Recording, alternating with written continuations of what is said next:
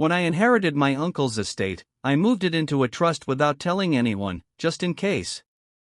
Weeks later, my brother and mom came with movers and a forged deed to kick me out, but I was ready. What happened on that porch? They never saw it coming.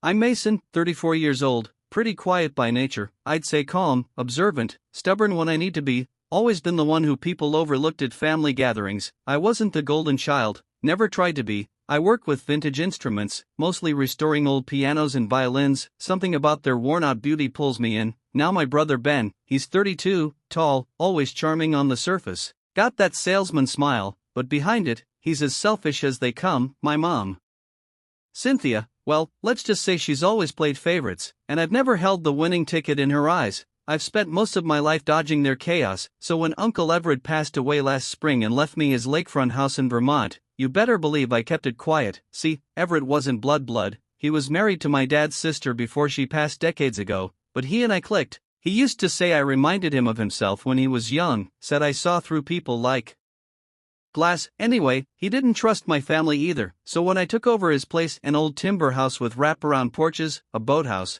and more land than I knew what to do with, I didn't announce it. I just moved in, fixed things up, and when the lawyer handed me the keys and the title, I drove straight to my friend Valerie. She's been my lawyer since forever. I asked her to move it into a trust, told her I didn't want anything in my name that could be sniffed out. She raised an eyebrow, said, "You expecting trouble?"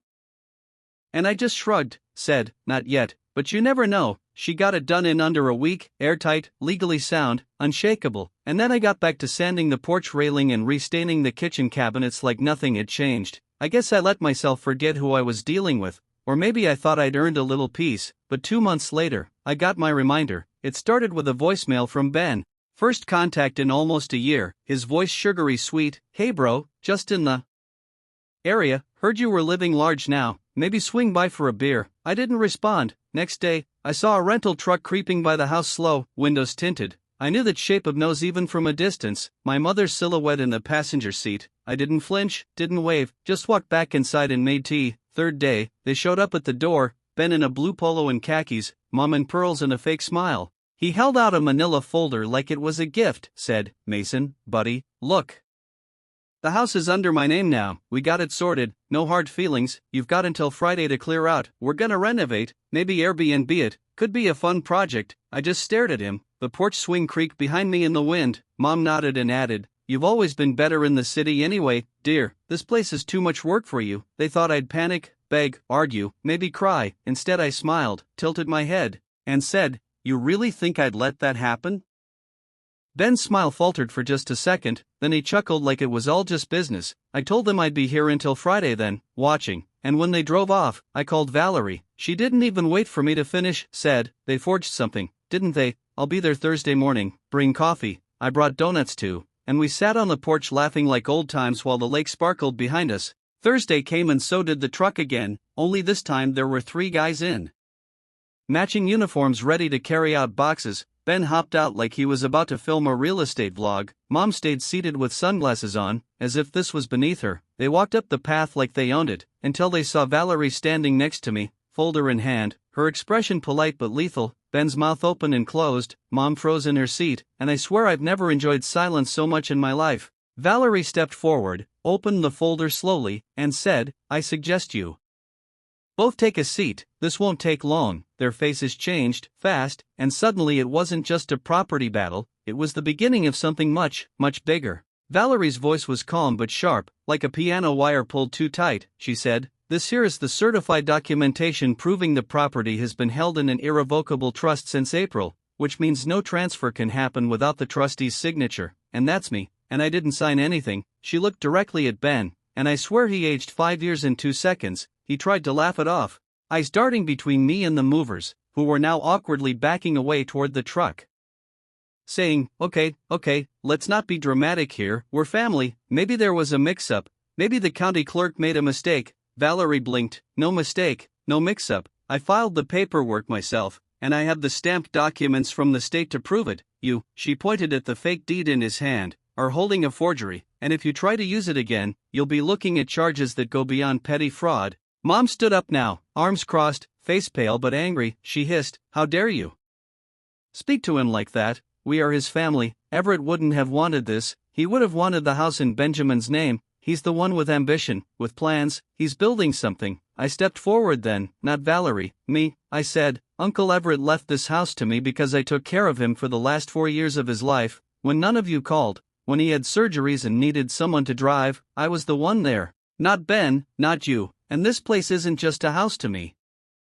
It's a promise I made him to take care of it like he did. Ben rolled his eyes, said, oh come on, you acted like his butler for a few years and now you think you're king of the lake. He left you this dump out of pity, and honestly, we're doing you a favor taking it off your hands. I almost laughed, but Valerie spoke first. Actually, the value of this property exceeds $1 million now, not that it's any of your business, and as trustee, I have full authority to pursue legal action against you both for attempted property theft, fraud, and trespassing. I suggest you leave before we escalate. Ben opened his mouth to argue again, but one of the movers had already gotten back in the truck, clearly wanting no part of whatever this was. Mom pulled at his sleeve, saying, Ben, enough.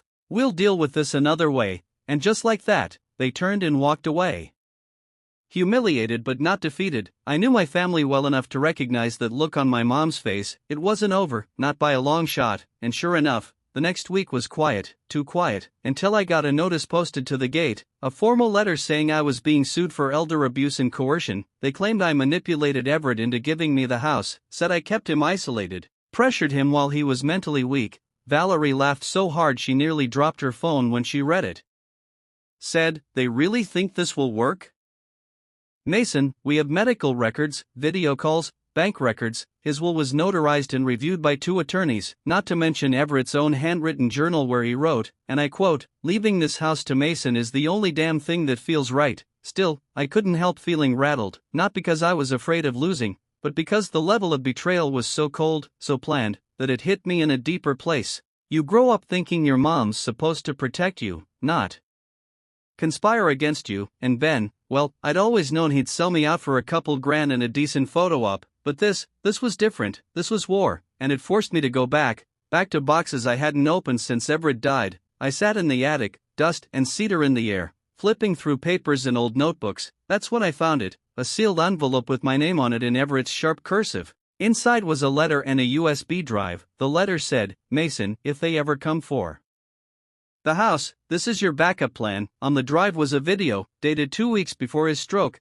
Everett sitting on the back porch, talking directly to the camera. He said, I'm leaving everything to Mason because he's the only person in this family who didn't try to use me. I made this choice with a clear head. No one pressured me. If they try to say otherwise, play this. I sat there with the laptop on my knees, tears in my eyes. Not because I was sad, but because I finally felt seen, truly seen. I called Valerie and told her about it. She was quiet for a moment, then said, this changes everything. We're not just defending now, we're going on the offense. Next thing I knew, we were filing counterclaims, defamation, attempted fraud, and preparing the video for court. Ben and Mom had no idea what was coming. They thought they were playing checkers, but Everett and I had been playing chess all along. Still, deep down, I knew people like them don't stop until they're completely exposed or completely destroyed, and I wasn't sure which one was going to happen first.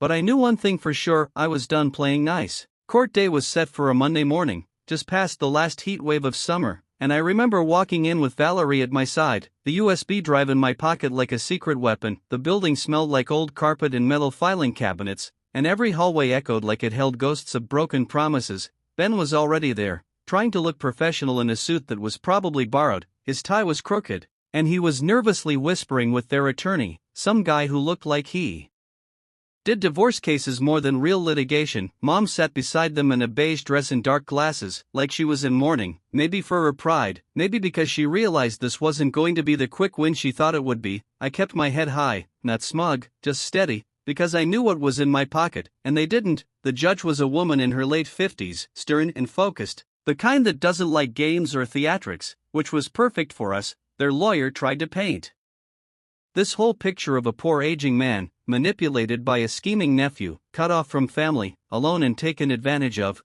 But the second Valerie pulled out Everett's journals and calendar logs, it started to fall apart, and then came the video. We handed the USB to the clerk, and within minutes the courtroom was watching Everett himself speak with a clarity and peace that cut through every accusation like a blade. He spoke plainly, said he trusted me, loved me like a son, and had watched the rest of the family forget about him the second he stopped handing out checks. He called Ben a user, said Mom was only ever around when the cameras were, and said he wanted me to have the house because I earned it, not because of blood, but because of effort. You could hear a pin drop after it ended, and for the first time, Ben didn't have a snarky comment. His face was red, not from anger but shame. Mom looked away completely, like she didn't recognize the man on the screen, or maybe she did, and hated what he said. The judge took a breath and looked over her glasses at their side, said, I see no evidence of coercion, and significant evidence that the trust was created under full legal authority. This case is dismissed, and I warn you both, if you bring similar claims again, I will treat them as malicious and penalize accordingly.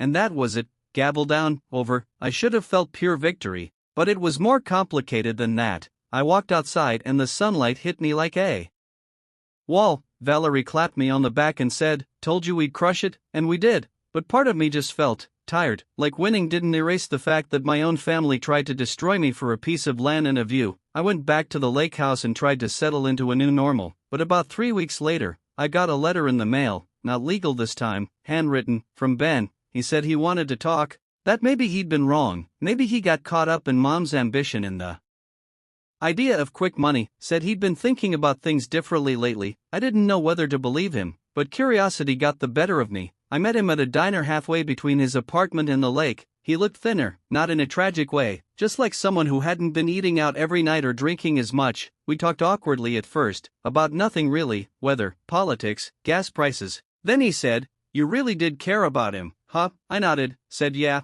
I did. He looked down and said, I didn't, not really, I just saw him as a bank, and I thought if I played my cards right, he'd leave me something too. I'm not proud of it, but I know it now, and I don't expect forgiveness. I just wanted to say it. I didn't respond right away, not because I was angry, but because I didn't want to say something empty. Finally I said, I don't hate you, Ben, I just don't trust you, and trust isn't a faucet. You don't turn it back on just because someone apologizes. He nodded, said he understood, and we paid the bill. I left that diner not feeling better or worse, just neutral, and that felt like a weird kind of peace. But then a week later, Mom showed up again, alone this time, standing on the edge of the driveway like she didn't know whether to approach or turn around. I didn't invite her up, I just walked down to meet her halfway. She didn't say anything for a moment, just looked around like she was seeing the house for the first time. Then she finally spoke. Said, I was wrong, you took care of Everett when none of us did, and I tried to rewrite that with lies. I'm not asking to stay, or even come inside, I just wanted to say that. I nodded, didn't say anything, and she turned and left. No tears, no drama, just gone. And maybe that's all I needed from her, not a hug or a long letter, just the truth, spoken once. After that, the house felt quieter, but not lonely, just full of good echoes. I kept Everett's garden going, picked up his habit of fishing on Sunday mornings. Sometimes Valerie visits and brings coffee. We sit on the porch like we always did, and talk about life, not lawsuits. And I think that's what he wanted for me, not revenge, not control, just peace earned through effort, and a place to build something real. Fall crept into the trees like it always did in Vermont, slow but determined, painting everything gold and crimson, and I found myself settling into routines I never thought I'd have, the kind that sneak up on you when the noise fades. I'd wake up early, drink coffee on the porch with a blanket around my shoulders, Everett's old radio playing jazz low in the background. I kept busy with repairs and restorations, a cracked tile here, a leaking pipe there, nothing major, but enough to keep my hands moving and my mind from wandering too far back. Still, no matter how quiet things got, I couldn't shake the weight of what happened. Every time I drove into town, someone looked at me just a second too long, small town whispers carrying like wind. I knew they'd heard about the court battle, knew they'd taken sides even if they never said so out loud. Some nodded at me now, others turned away, and it didn't bother me much, but the ones who smiled with too much sympathy, those were the ones that made me want to disappear again. Valerie told me to give it time. She said people always move on to the next scandal, and she was right, they eventually did, especially after the local paper ran a small piece about Everett's legacy and the new trust scholarship we'd set up in his name. I used part of the trust income to fund music programs at the community center and local schools, something he would have loved. That helped turn the tide. People started seeing me not as the quiet guy with the messy family, but as someone giving back, someone honoring the man who meant something to them too. Still, every now and then, a letter would show up, and signed, just a scrap of bitterness or envy from someone too cowardly to say it to my face. Most were from Mom, I could tell by the handwriting, little digs about how I was selfish or how I should be ashamed. I didn't respond, didn't need to, because the house, the land, the peace, they were louder than any insult she could throw at me. One night in early October, I was sitting by the fireplace, fire crackling low, glass of whiskey in hand, when there was a knock at the door. Slow and hesitant, I opened it to find Ben again, this time soaking wet from the rain, no umbrella, just standing there like a soaked apology. I didn't say anything, just stepped aside and let him in. He didn't talk right away either, just stood near the fire, warming his hands. Then finally said, "I left Mom's place, I'm done with her games, I got a job at a mechanic's shop 2 towns over, nothing fancy, but it's honest." I just nodded, not trusting the quiet, and he said, "I know I burned a lot of bridges, especially with you, and I know you're not waiting around for me to fix them, but I want to at least try to build something real, not with you necessarily, just with myself." I studied him for a while, not because I didn't believe him, but because I wanted to be sure I was hearing it right. The old Ben would have spun a tale about getting hired by a tech startup or some fast money plan, but this one sounded tired, grounded, maybe even sincere. I said, "You want coffee or whiskey?" He laughed and said, "Both," and we talked late into the night, not about the past, not about the house, just about life, about music, about growing older and screwing up and trying to start again. When he left the next morning, I didn't feel like we'd mended anything, but I did feel like something had shifted, a crack in the wall maybe, and that was enough for now.